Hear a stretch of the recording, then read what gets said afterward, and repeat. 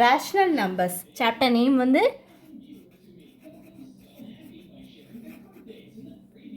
Rational numbers.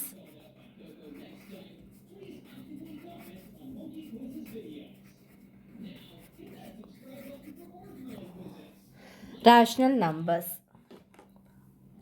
Second row letter பாருங்க. Write the additive inverse of the following. Write the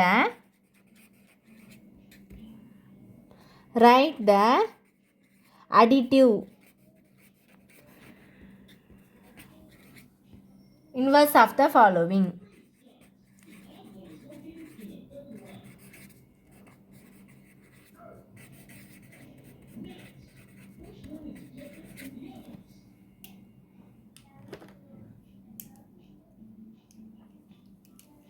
A sum பார்க்கலாமா? Additive inverse வந்து கண்டுபிடிக்க சொல்லியிருக்காங்க. ரொம்ப சிம்பிள். ஏ some பாருங்கள். ஏ வந்து என்ன கொடுத்துருக்காங்க அப்படின்னா 2/-9 அப்படின்னா, அதாவது ஒரு நம்பர், அதாவது வந்து ஃப்ராக்ஷனில் தான் கொடுத்துருப்பாங்க. அதாவது நம்ம வந்து ப்ளஸில் இருந்ததுன்னா மைனஸாக இன்டர்சேஞ்ச் பண்ணணும், மைனஸாக இருந்தால் ப்ளஸ் இன்டர்சேஞ்ச் பண்ணணும். நம்பர் அப்படி தான் இருக்கணும். அப்போ ஆன்சர் எழுதும்போது 2/-9 நம்ம மைனஸாக இருக்கிறது ப்ளஸ் எழுதும்போது 2/9 தான் ஆன்சர். இதுதான் இதோட ஆன்சர். இங்கே வேணால் செக் பண்ணி பாருங்கள் ஒரு தடவை. இதுதான் ஆன்சர். அடுத்து பி பாருங்கள். என்ன கொஸ்டின் கொடுத்துருக்காங்க? -4/11 அப்படின்னு இருந்தது அப்படின்னா என்ன பண்ணணும்? ஆன்சர் வந்து, ஏன்னா இது மைனஸில் இருக்கா, அப்போ என்ன பண்ணணும் அப்படின்னா -4/11னா மைனஸில் ப்ளஸில் எழுதணும். அப்போ எழுதும்போது 4/11. புரிஞ்சுதா? உங்களுக்கு புரிஞ்சிருக்கும்னு நினைக்கிறேன். நெக்ஸ்ட்டு சம் பாருங்கள். அதாவது மைனஸில் இருந்தால் ப்ளஸில் போடணும், ப்ளஸில் இருந்ததுன்னா மைனஸில் போடணும். சி பார்க்கலாமா? சி என்ன கொடுத்துருக்காங்க? 7/13. அப்போ ஆன்சர் வந்து -7/13. இதான் ஆன்சர். 7/13 அதான் ஆன்சர்.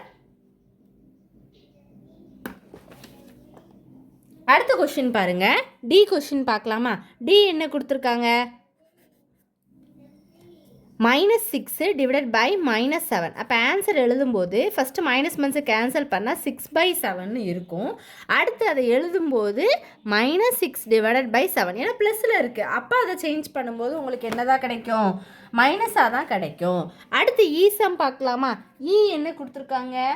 33/-17. புரிஞ்சுதா? 33/-17 அப்படின்னா ஆன்சரில் எழுதும்போது 33/17 அதான் ஆன்சர். மைனஸாக இருக்கா, ப்ளஸ்ஸை சேஞ்ச் ஆயிரும். அடுத்து எஃப் பாருங்கள்.